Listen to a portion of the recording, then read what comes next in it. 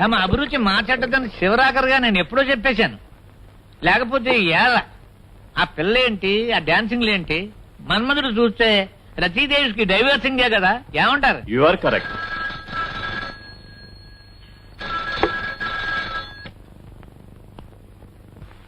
Sarvottama Rao here. Is it? వాడి సంగతి నేను చూసుకుంటాను. ఎవడి సంగతి అయినా మీరే చూసుకునేది. అసలు ఈ సంగతి ఎవడదంట? ఎస్పీ చిన్న కొడుకు డ్యూటీలో జాయిన్ అయ్యాడంట, పోలీస్ ఆఫీసర్ గా. అమ్మ బాబు, కొంపలు ములిగిని. అన్నగారే మనకు తలనొప్పిగా ఉంటే మళ్ళీ బ్రదర్ ఒకడు తయారయ్యాడా మన బాబు. ఇది మన మంచిగా జరిగింది. ఒకడు పోయడం సంబరపడుతుండగానే ఇద్దరు మొగుడు తయారని మేం కంగారు పడుతుంటే ఇది మన మంచికంటారు ఏమిటండి? మన మంచికే.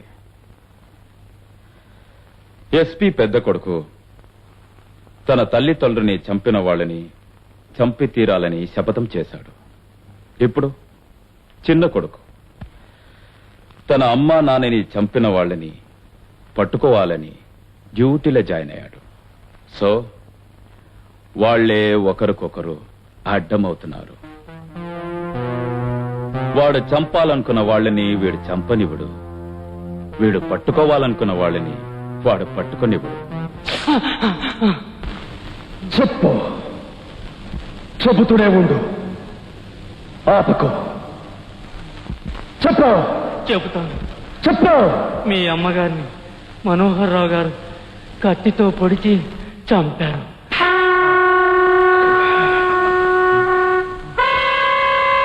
చెప్పు. ఆ తరువాత మీ అమ్మగారి శవాన్ని భుజాన వేసుకుని మీ నాన్నగారు పారిపోయారు. పారిపోతున్న ఆయన మీద పట్టాభి గారు కుక్కలను వదిలారు. తరువాత కుక్కలు చిత్రహింస పెడుతున్నప్పటికీ భుజాన ఉన్న మీ అమ్మగారిని, చేతిలో ఉన్న క్యాసెట్ ని వదలకుండా ఆయన తప్పించుకొని గోడ దూకారు. గోడ దూకిన ఆయన బురదగుంటలో పడ్డారు. తరువాత కింద పడిన క్యాసెట్ తీసుకుని లేవబోతున్న మీ నాన్నగారిని సర్వోత్తమరావు గారు బండరాతితో కొట్టి చంపేశారు.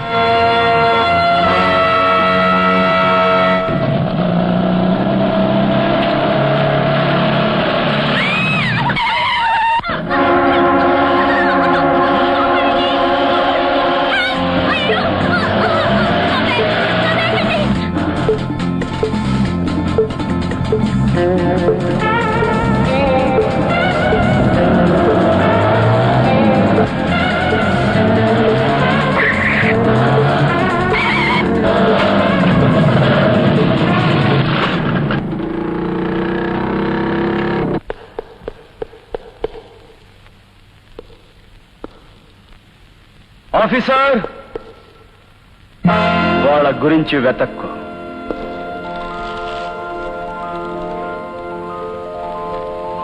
అన్నయ్య, నిన్ను చూడాలని, నీతో మనస్ఫూర్తిగా మాట్లాడాలని నేనే ఈ నాటకం ఆడించి నువ్వు ఇక్కడికి వచ్చేలా చేశాను. రారా అన్నయ్య.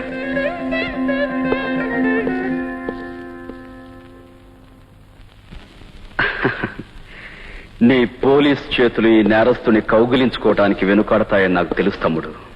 కానీ నువ్వు పోలీసువి, నేను నేరస్తుని కాకముందు నుంచే మనం అన్నదమ్ములం. అది మర్చిపోకు.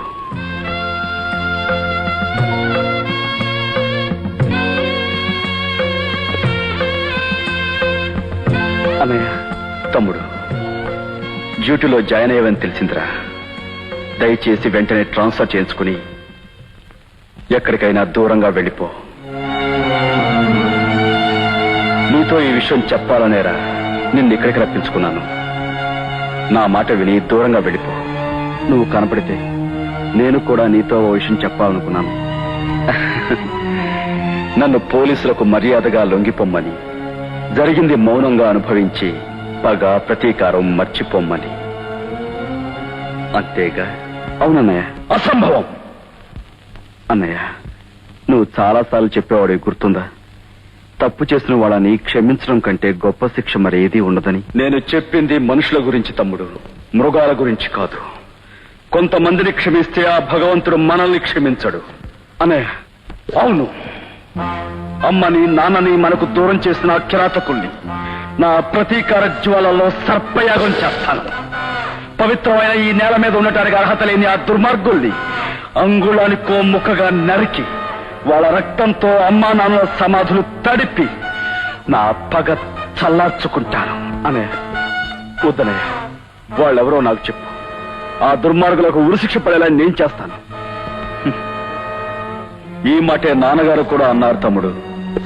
ఎప్పుడో తెలుసా, ఇదే ప్రశ్న నేను ఆయన అడిగినప్పుడు చెప్పండి అని ఎంత బ్రతిమలాడినా ఆయన నాకు చెప్పలేదు. వాళ్ళ అన్యాయానికి బలైపోయారు. వాళ్ళెవరో నీకు చెప్పినా నీ అధికారంతో వాళ్ళని ఏమీ చేయలేవు.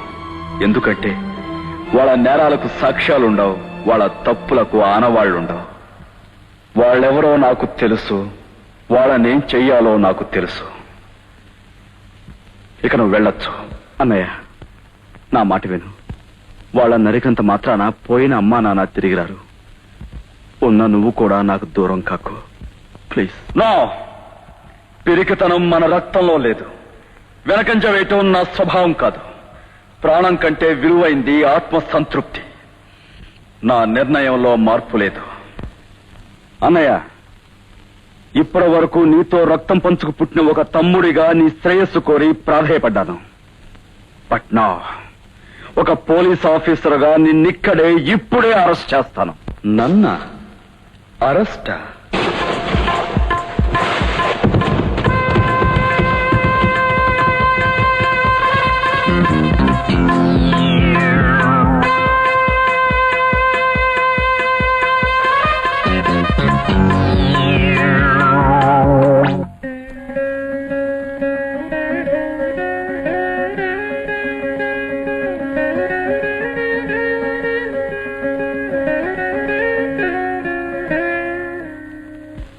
నేను రాజు తమ్ముణ్ణి.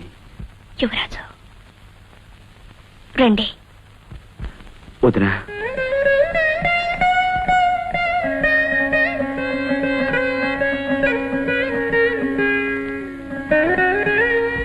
కాసిన మంచినీళ్ళు ఇస్తారా? అలాగే, కూర్చో బాబు.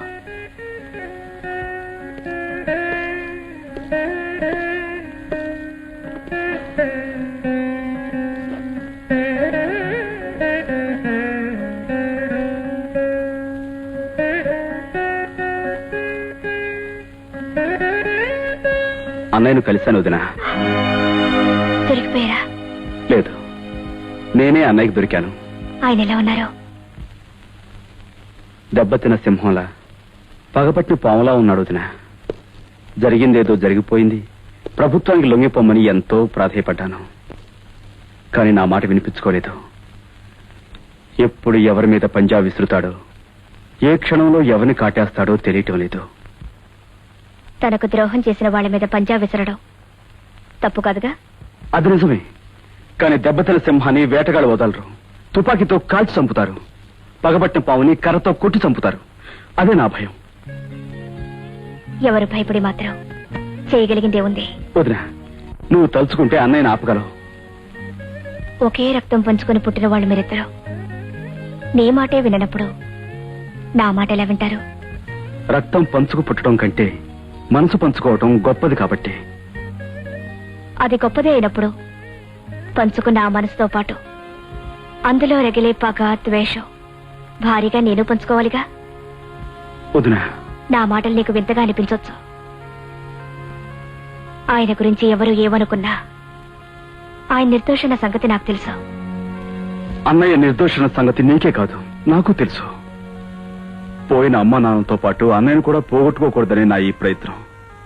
అన్నయ్య చట్టానికి లొంగిపోతే నా ప్రాణాలు ఇచ్చైనా సరే తను నిర్దోషం నేను నిరూపిస్తాను. ఒకవేళ నిరూపించలేకపోతే ఆయన ఉరికంబం ఎక్కక తప్పదు. అంతేగా? దుష్ట శిక్షణలో ప్రాణాలు పోగొట్టుకోవడానికైనా ఆయన ఇష్టపడతారేమో గాని ఎవరికీ ఉపయోగపడని ఆ హీనమైన చావును మాత్రం ఆయన అంగీకరించరు. ఆయన భారీగా నా అభిప్రాయం కూడా అదే.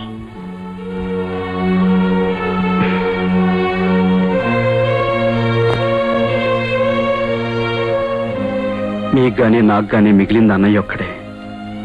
ఎప్పటికైనా మీ మనసు మారితే నాతో సహకరించండి.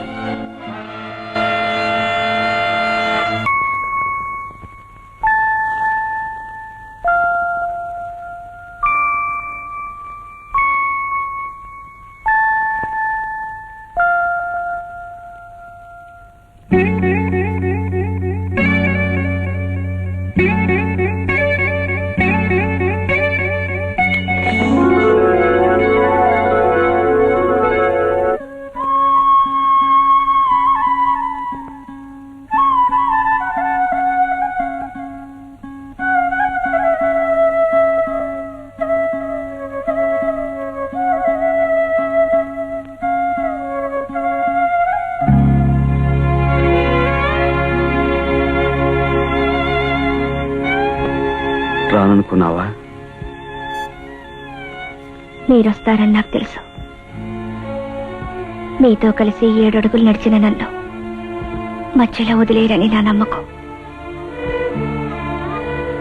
జానకి, ఇప్పుడు నేను ఎలాంటి పరిస్థితిలో ఉన్నానో నీకు తెలుసా? తెలుసు. మరిది గారు చెప్పారు. యువరాజు వచ్చాడా? ఏమన్నాడు? మీరు చాలా ప్రమాదకర పరిస్థితిలో ఉన్నారని, మీరు చేయబోయే ప్రయత్నం మంచిది కాదని. నన్ను ఆ ప్రయత్నం నుంచి ఆపాలని కూడా చెప్పుంటాడు. చెప్పారు. నువ్వేమన్నావు?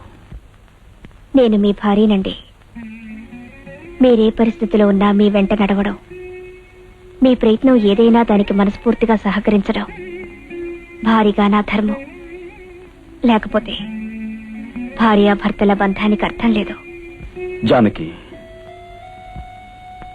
నువ్వు ఏ బంధానికైతే విలువిచ్చి మాట్లాడుతున్నావో ఆ బంధం మన మధ్య ఎలా ఏర్పడింది ఒక్కసారి గుర్తు చేసుకో. 10 మందిలో నువ్వు మాట పడకూడదనే కారణంగా నీ నుదుట బొట్టు పెట్టి నా భార్య అన్నాను. అంతకు మించి మన మధ్య ఏమీ జరగలేదు. కానీ ఈనాటి పరిస్థితి వేరు. నేను సుడిగుండంలో చిక్కుకుపోయాను. నాతో పాటు నిన్ను అందులోకి లాగటం నాకు ఇష్టం లేదు. అందుకే ఎక్కడికైనా దూరంగా వెళ్ళి హాయిగా నీ బతుకు నువ్వు బతుకు. నిజంగా అంటున్నారా? అవును, దానికి కావాల్సిన ఏర్పాట్లు నేను చేస్తాను. ఎంత తేలిగ్గా తెంచుకోమంటున్నారండి. అసలు ఎలా అనగలిగారండి ఆ మాట? ఆ రోజు పతనం కాబోయే నా బ్రతుక్కి ఓ అర్థం కల్పించాలని నా మెళ్ళో తాళి కట్టి మీ భార్యనన్నారు. ఈ రోజు మీరు ప్రమాదంలో ఉన్నారని దూరంగా వెళ్ళిపోమంటున్నారా? నన్నెంత స్వార్థపరాలుగా అంచనా వేశారండి. చూడండి, మన పెళ్లికి మేళతాళాలు లేకపోవచ్చు, కానీ నా మనసులో ఎన్ని సన్నాయి రాగాలు మోగాయో నాకు తెలుసండి. పురోహితుడు లేకపోవచ్చు, కానీ నా చెవులకి ఎన్ని వేద మంత్రాలు వినిపించాయో నాకు తెలుసండి. ఆ ఒక్క క్షణం చాలండి, ఆ ఒక్క అదృష్టం చాలు. 1000 ఏళ్ల దురదృష్టాన్ని నా చిరునవ్వుతో భరించగలను. ఇంకోసారి మాత్రం ఆ మాట అనకంటే. జానకి, నేను ఎందుకు అంటున్నానో అర్థం చేసుకో. ఈ ప్రయత్నంలో ఏ క్షణంలోనైనా సరే నా ప్రాణాలు పోవచ్చు. నాకన్నా ముందు మాత్రం కాదు, నేను ప్రాణాలతో ఉన్నంత వరకు ఈ తాళి పొట్టు నా మెళ్ళలోనే ఉంటుంది. ఆ నమ్మకం నాకుంది. జానకి,